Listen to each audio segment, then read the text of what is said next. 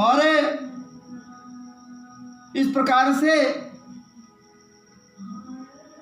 उस बाल्यकाल में नारद जी के लिए जब आकाशवाणी ठाकुर जी के द्वारा होने के बाद और ये कहने पर कि इस पांच भौतिक मलिन शरीर से तुम मेरा अवगाहन नहीं कर सकते, तुम मेरा दर्शन नहीं कर सकते, इसलिए अभी इंतजार करो। आदि आदि बातें नारद जी के समक्ष ठाकुर जी की ओर से कही। लेकिन अब यहाँ आप सबों को पूर्व के वीडियो में, पूर्व के एपिसोड में ये कहा गया कि मैं आप लोगों को भागवत जी के महत्व की ओर लेकर चलूं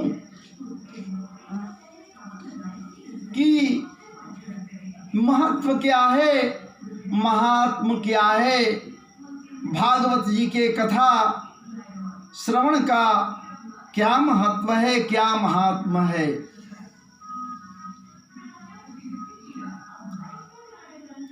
श्रीमद्भागवतम नाम पुराणं लोक विश्रुतम शृणुया शुद्धया युक्तो मम संतोष कारणम् नित्यं भागवतं जस्तु पुराणं पठते नरहो प्रत्यक्षरं भवेत् तस्य कपिलादानजं फलम्। महात्मा के विषय में ये कहा जा रहा है कि नित्य प्रति शुद्ध हृदय से मन के समस्त वासनाओं को, समस्त के समस्त कामनाओं को, समस्त के समस्त कुविचारों को, समस्त के समस्त कलमशों को महाराज जी बाहर करने का प्रयास करना चाहिए।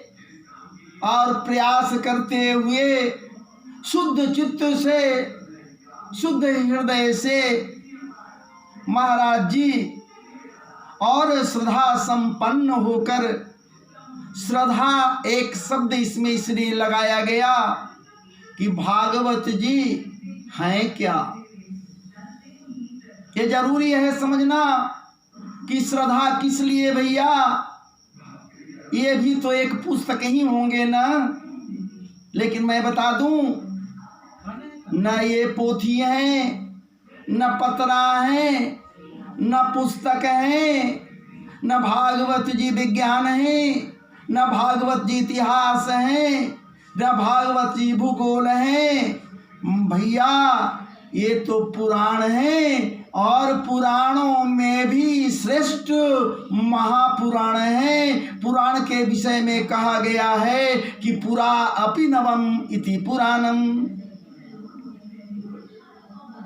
पुराण की कथाओं को जितनी बार सुनो, जितने बार सुनो, जितने बार एक ही कथा को भैया सुना जाए वो नवीन लगता है, नया लगता है कि ये कथा नया है।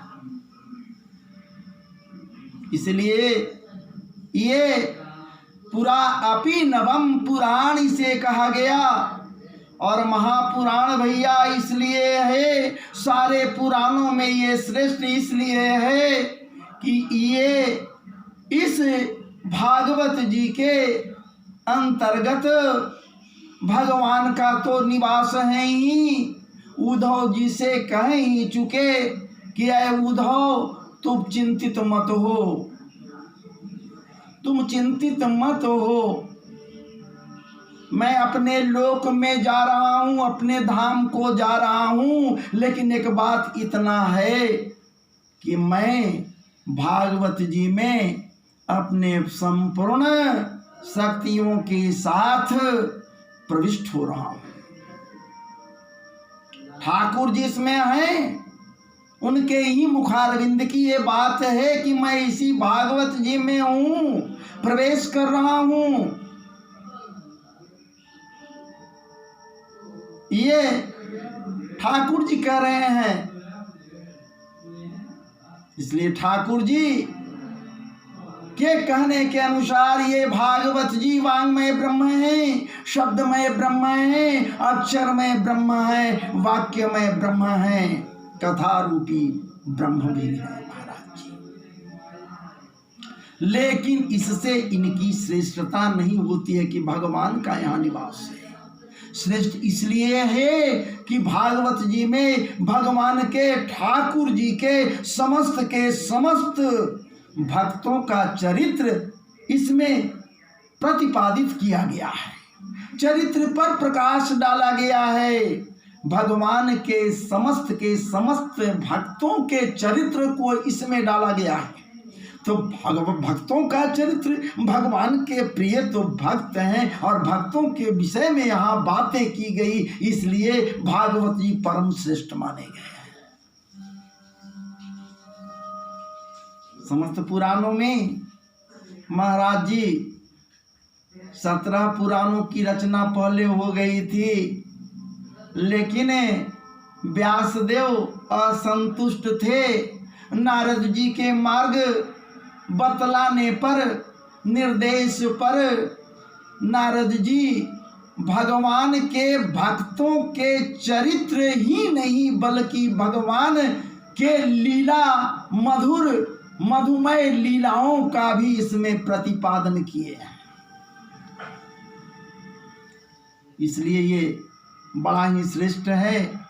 इसलिए श्रद्धा तो होना निश्चित है भैया। श्रद्धा संपन्न होकर ये मानकर कि जहाँ कथा चल रहा है भैया, वहाँ कली का निवास नहीं होता है, कली वहाँ नहीं आ सकता। क्योंकि जहाँ कहीं भी भागवत जी रखे रहते हैं, उनकी पूजा होती है, जिस घर में उस घर में भी कली का निवास नहीं हो सकता, कली नहीं आता है। कली क्या करता है? कली पहले क्या करता है? कली आपके, हमारे सबके मन को बदल देता है, मिजाज को बदल देता है महाराज जी, रहन सहन को बदल देता है, कुसंस्कार भर देता है महाराज जी, कुविचार भर देता है मन में। लेकिन जहाँ जिस स्थान पर बैठकर भागवत जी के कथा को भैया श्रवण कर रहे हो, मनन कर रहे हो, उसमें अपने आप को तल्लीन कर दिए हो, डुबकी लगा रहे हो, डूब रहे हो, कथा में उतरा रहे हो, कथा में, वहाँ पर महाराज जी कली आता भी नहीं, फटकता भी नहीं, चूंकि आपका मन लगा हुआ है ठाकुर जी के लीला चर्चा में, उनके भक्तों के लीला चर्चा में, उनके चरित्रों के लीला चर्चा में महाराज जी आपका मन लगा हुआ है। तो मन जब वहां लगा हुआ है, प्रवृत्ति सात्विक बनी हुई है, तो भला ये कली वहां कैसे आ सकता है? 4 घंटे तक आप यदि बैठे रहे और कथा श्रवण करते रहे, तो 4 घंटे तक थोड़ा मन को केंद्रित करो, तो वहां पर भैया वो कली नहीं आ सकता, मन बदल नहीं सकता। और जैसे ही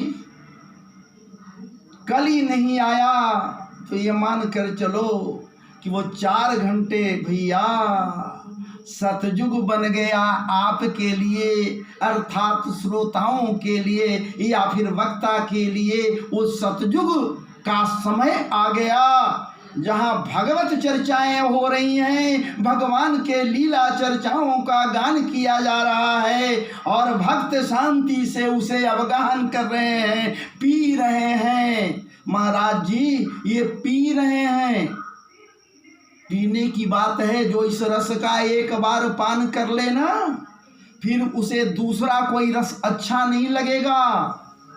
इसलिए श्रद्धा तो होनी जरूरी है। इसलिए श्रद्धा के साथ ठाकुर जी के इस सुख शास्त्र, इसे सुख शास्त्र कहते हैं, चूंकि सुखदेव जी के मुखारबिंद से भागवत जी का प्रसार प्रचार हुआ है। लिखने वाले व्यास जी जरूर हैं, लेकिन सुखदेव जी महाराज के मुखारबिंद से प्राकट्य हुआ है, लीला ये प्रचार प्रसार हुआ है, इसलिए बड़ा ही मधुर है महाराज जी।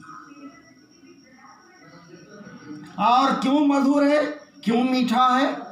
ये फल तो है वेद रूपी कल्प वृक्ष का, ये पका हुआ फल है महाराज जी। निगम कल्प तरोर गलितं फलं शुकमुखादमृत द्रव संजुतं पिबत भागवतम रसमालयम मूरहो रसिका भुवि भावुका। ये पका हुआ फल है। कहाँ का फल है? वेद रूपी कल्प वृक्ष है, अब उसका ये फल है, पका हुआ है। पहले से तो मीठा ये फल था ही, इसमें न गुठली है न छिलका है। फल में महाराज जी छिलका भी होता है, किसी किसी में गुठली नहीं भी होता है, लेकिन गुठली होता है भीतर में। तो इस फल में न गुठली है न छिलका है, सिर्फ रस सार सिद्ध है महाराज जी। रस ही रस इस फल में है, पहले से मीठा ये तो है ही, क्योंकि वेद रूपी कल्प वृक्ष का फल है। मधुर मैं कह रहा हूं बार बार, मैं नहीं कह रहा हूं, भागवत जी के अनुसार इस बात को कही जा रही है। ये मधुर है, मधुर ही नहीं महाराज जी, अब ये मधुरतम हो गया, क्योंकि इस फल के ऊपर क्या बात है, इस फल के ऊपर परम श्रद्धेय राधा रानी के प्रिय सुख स्वरूप सुखदेव जी महाराज के चंचू का आघात हो गया है। चोंच से चोट कर बैठे हैं, चोंच गड़ा दिए हैं महाराज जी। आज जब चोंच गड़ा दिए फल के ऊपर में और अपने मुख के अंदर जो मिठास है उसे इसमें उड़ेल दिए, तो महाराज ये अमृत हो गया, मधुरा अमृत हो गया। ये अमृत रूपी रस उस फल का महाराज जी कुछ तो खुद वो चूस लिए, खुद वो प्राप्त किए, अपने चंचू से मुख में लिए, कुछ रस जो गिरा महाराज जी जमीन पर टप टप करते हुए गिरा, तो जिसे ये नहीं मिल सकता है, जो पा नहीं सकता है, कौन भैया? कि रात हुणांध्र पुलिंद पुल कसा आभीर कंका जबना कसाद आदि आदि ये कीड़े मकोड़े महाराज जी, छोटे छोटे जीव जंतु जिन्हें नहीं मिल सकता है, वो भी इसे पीकर तृप्त हो गए। वो भी महाराज जी ठाकुर जी के मधुर उस रस का पान कर लिए।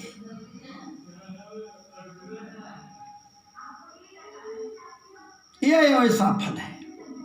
फल को अगर मुख से खाया जाता है भैया तो क्या होता है? मुख से खाओगे तो उस फल का गति क्या होता है? मुख में लोगे तो वो शरीर के निचले भाग गुदा से बाहर निकल जाएगा या फिर शिश्न से बाहर निकल जाएगा। लेकिन ये फल का रस भैया पीने की बात कही जा रही है। बार बार मैं कहता हूँ, भी पिछले वीडियो में भी मैं कह चुका हूँ कि एक भक्त कह रहा है, हे ठाकुर जी ये 2 कान दिए हो, कितना पीऊं पीने में नहीं आ रहा है, इसलिए मुझे 1000 कान दे दो ना, मुझे 1000 कान दे दो ए ठाकुर जी, ताकि मैं 1000 कानों से इसे पी सकूं।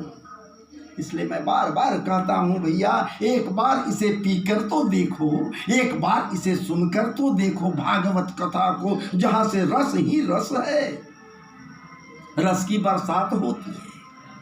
फिर दूसरा कुछ रस अच्छा नहीं लगेगा। जो रस पीते हो उस रस को तुम छोड़ दोगे और लग जाओगे इस रस को पीने में। लगेगा हाँ क्या बात है, सदैव इस रस का पान करता रहूं और जीवन धन्य बनाता रहूं। अरे भावुक जनों, रसिक जनों, क्योंकि भागवत जी कह रहे हैं कि निगम कमल कल्पतरोर गलितं फलं शुक मुखादमृत द्रव संयुतं पिबत भागवतं रसमालयम। रसमालय है भैया, विद्यालय में विद्या मिलता है, विद्या के घर को विद्यालय कहते हैं, जहाँ पुस्तक का भरमार है पुस्तकालय कहते हैं। आलय है, घर है, जहाँ रस है भैया, इसीलिए रसमालयम कहा गया। रसमालय में इतना रस है ना, कोई गिलास से मत पियो, चुल्लू बांध कर मत पियो ना, बस इस रस को भैया घड़ा में निकालो और घाट घाट पीते जाओ। इतना पियो कि तुम्हारा जिंदगी तृप्त हो जावे। ठाकुर जी के कृपा को प्राप्त कर लो, और जब ठाकुर जी के कृपा कटाक्ष को प्राप्त कर लोगे तो ठाकुर के प्रेम रूपी कवच जब तेरे ऊपर पड़ जाएगा महाराज जी, तो हालांकि ये शरीर तो नश्वर है, नाश नहीं होगा, से बात नहीं है, सो बात नहीं है, नाश तो होना ही है, लेकिन महाराज जी ये दुख का जो ताप है, आग तो आग है भैया, आग का जो ताप है, गर्मी है, वो महसूस नहीं होगा, कवच पड़ जाएगा। इसलिए श्रद्धा संपन्न ये भागवत जी का महाराज जी कथा है, इसलिए आप सबों को श्रद्धा संपन्न होकर कथा को श्रवण करना चाहिए। जो मनुष्य प्रतिदिन भागवत पुराण का पाठ करता है तो महाराज जी एक एक अक्षर का जब उच्चारण करता है या सुनता है भी, एक एक अक्षर भी सुनता है, तो एक एक अक्षर का मतलब हो गया एक एक कपिला काली गाय के दान के बराबर उसे फल मिलता है। श्लोकार्धं श्लोकपादं वा नित्यं भागवतोद्भवं पठते सुनयाद यस्तु गोसहस्र फलम लभेत। जो प्रतिदिन भागवत के आधे श्लोक या चौथाई श्लोक का श्रवण करता है, सुनता है या पाठ करता है, उसे 1000 गौदान का फल मिलता है। या पठेत प्रयतो नित्यम श्लोकं भागवतं सुत 18 पुराणानां फलमाप्नोति मानवः। जो प्रतिदिन एकाग्र चित्त होकर, पवित्र चित्त होकर भागवत के एक श्लोक का भी पाठ कर लेता है महाराज जी, वो 18 पुराणों के पाठ का फल मिलता है। या सुन लेता है तो 18 पुराणों का पाठ का फल मिल जाता है। नित्यं मम कथा जत्र तत्र तिष्ठन्ति वैष्णवा कलीवा हिया नरास्ते वै यर्चयन्ति सदा मम। जहाँ नित्य मेरी कथा होती है वहाँ विष्णु पार्षद प्रहलाद आदि विद्यमान रहते हैं। ये बात सबको विदित है, सब लोग जानते हैं कि जहाँ कथा होती है, चाहे राम कथा हो, कृष्ण कथा हो या पवित्र वैष्णव शास्त्र की कथा हो, वहाँ सबसे पहले हनुमंत लाल जी पहुँच जाते हैं श्रवण करने के लिए।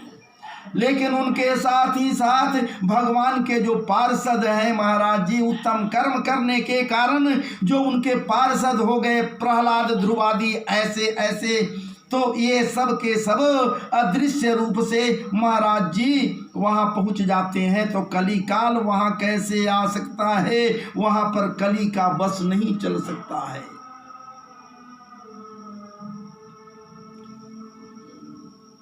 वैष्णवानां तु शास्त्राणि अर्चयन्ति गृहे नरा सर्व पाप विनिर्मुक्ता भवन्ति सुरबंधिता। जो ये वैष्णव शास्त्र कहते हैं, इसे भगवान विष्णु भगवान नारायण की बात है तो इसे वैष्णव शास्त्र कहते हैं। वैष्णवों का ये अमूल्य धन है। और इस प्रकार से जहां पर भी जिस घर में वैष्णव शास्त्र साथ भागवत जी को रखे जाते हैं वहां पूजा की जाती है, तो वो पूजा करने वाला भी कथा सुनने वाला भी देवताओं के द्वारा वंदनीय हो जाता है, वंदित हो जाता है। देवता भी उसे प्रणाम करते हैं, वंदना करते हैं और वो सब पापों से मुक्त हो जाता है। अर्चयन्ति गृहे नित्यं शास्त्रं भागवतं कलौ अस्फोटयन्ति बलगन्ति तेषां प्रीतो भवाम्यहम्। यावत् दीनानि हे पुत्र शास्त्रं भागवतं गृहे तावत् पीबन्ति पितरो क्षीर सर्पी मधुदकम। कहते हैं कि जिस घर में भागवत जी की पूजा होती है, जिस घर में भागवत जी की कथा होती है, वहाँ के एक श्रोता ताल ठोकते उछलते कूदते हैं कि ऐ कली तू मेरा कुछ भी नहीं कर सकता है। कली से भी निडर हो जाते हैं, कली अर्थात काल से भी निडर हो जाते हैं, तू मुझे क्या कर सकता है। जावत् दीनानि हे पुत्र शास्त्रं भागवतं गृहे तावत् पीबन्ति पितरः क्षीर सर्पी मधुदकम। यहाँ पर पुत्र कह रहे हैं, अर्थात भगवान के मुखार बिंद से ये बात कही जा रही है ब्रह्मा को। ब्रह्मा जी को कह रहे हैं, हे पुत्र, चूंकि भगवान के ही नाभि कमल से इनका प्राकट्य हुआ है ब्रह्मा जी का, इसलिए भगवान के ये पुत्र हुए। इसलिए ठाकुर जी ने पुत्र कहते हुए कह रहे हैं कि हे पुत्र, जितने दिनों तक लोग घर में भागवत जी को रखते हैं, भागवत पुस्तक को रखते हैं, पूजनादि करते हैं या भागवत कथा का श्रवण करते हैं, उतने दिनों तक उनके पितृण लोग जो परलोक को सिधार गए हैं वो भी प्रतिदिन दुग्ध और मधु और घृत का सेवन करते हुए सुखपूर्वक वहाँ भी अपने आप को जी बिताते हैं और उन्हें मीठा जल भी मिला करता है। गच्छन्ति वैष्णवे भक्त्या शास्त्रं भागवतं ये कल्पकोटि सहस्राणि मम लोके वसन्ति ते। यर्चयन्ति सुरागेः शास्त्रं भागवतं नरा प्रीणितास्तैश्च विबोधा जावदा भूत संप्लवम् श्लोकार्धं श्लोकपादं वा वरं भागवतं गृहे सत्सोता सहस्रैश्च किमन्ये शास्त्र संग्रहे।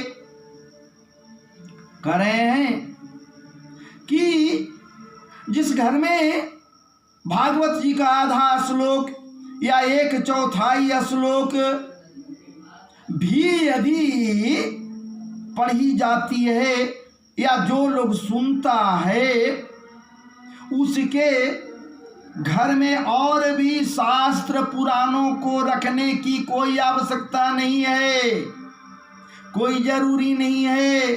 चूंकि समस्त पुराणों में श्रेष्ठ भागवत जी जब घर में आ गए तो बाकी किसी का कोई हिसाब नहीं चलता है। फिर कह रहे हैं न यस्य तिष्ठते शास्त्रं गृहे भागवतं कलौ न तस्य पुनरावर्तयम्य पासात् कदाचन।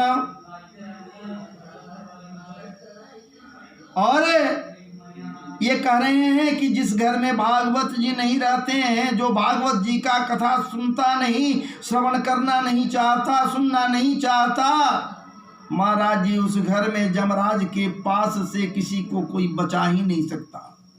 जमराज पास फेंकता नहीं, जमराज के दूत पास फेंकते हैं। अब वो पासा जब फेंकेंगे पकड़ेंगे तो उससे कोई बचा ही नहीं सकता है।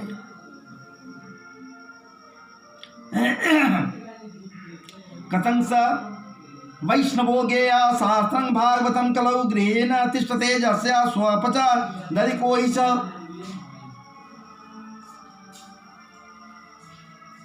और यहाँ तक कह रहे हैं कि जिस घर में भागवत जी, परम भागवत जी, ये वैष्णव शास्त्र नहीं है, उस घर को चांडाल का घर समझना चाहिए। इतना पवित्र माना गया है। जिस घर में भागवत जी रखे जा रहे हैं बड़ा ही पवित्र होता है, या जहाँ भागवत जी की कथा सुनी जाती है, बड़े ही उत्तम श्रेणी का उत्तम उसे माना जाता है जो कथा का श्रवण करता है। सर्वस्वेनापि लोके स कर्तव्य शास्त्र संग्रह वैष्णवस्तु सदा भक्त्या तुष्ट्यर्थम पुत्र का। अगर सर्वस्व सब कुछ देकर भी वैष्णव शास्त्र को अपने घर में रखना पड़े तो उसके पीछे नहीं हटना चाहिए। वैष्णव शास्त्र भागवत जी हैं, इसलिए श्रद्धा तो निश्चित है, श्रद्धा से ही तो इनका अवगाहन करना चाहिए, कथा सुननी चाहिए। जत्र जत्र भवेत् पुण्यं शास्त्रं भागवतं कलौ तत्र तत्र सदैवाहं भवामि तीर्थशैषः। इसलिए भगवान यहाँ पर कह रहे हैं कि जहाँ भी भागवत जी रखे जाते हैं, जहाँ भागवत की कथा होती है, जहाँ वक्ता भागवत के सार को व्यक्त करता है, भागवत जी की कथा को सुनाता है, उस स्थान पर महाराज जी मैं समस्त देवताओं के साथ मैं भी वहीं विराजित रहता हूँ, मैं भी वहीं रहता हूँ, वहीं आ जाता हूँ। ठाकुर जी कह रहे हैं, नियंता कह रहा है, तत् सर्वाणि तीर्थानि नदी नदसरांसि च जज्ञा सप्तपुरी नित्यं पुण्या सर्वेषु लोक्षया श्रोतव्यं शास्त्रं हि जसो धर्म जयार्थिना पाप्यार्थं लोकेश मोक्षार्थं धर्म बुद्धिना। श्रीमद्भागवतं पुण्यम आयुरारोग्य पुष्टिदं पठना श्रवणाद वापे सर्वपापै प्रमुच्यते। यहाँ पर कह रहे हैं कि आयु, आरोग्य और पुष्टि को प्रदान करने वाले ये भागवत कथाओं का या भागवत जी के अंदर के समस्त कथाओं का यदि कोई मनन करता है, श्रवण करता है, पाठ करता है तो निश्चित रूप से वह मनुष्य सारे के सारे पापों से मुक्त हो जाता है। न सिन्वन्ति न हृष्यन्ति श्रीमद्भागवतं परम सत्यम सत्यम लोकेश स तेषां स्वामी सदा जमः। जो भागवत जी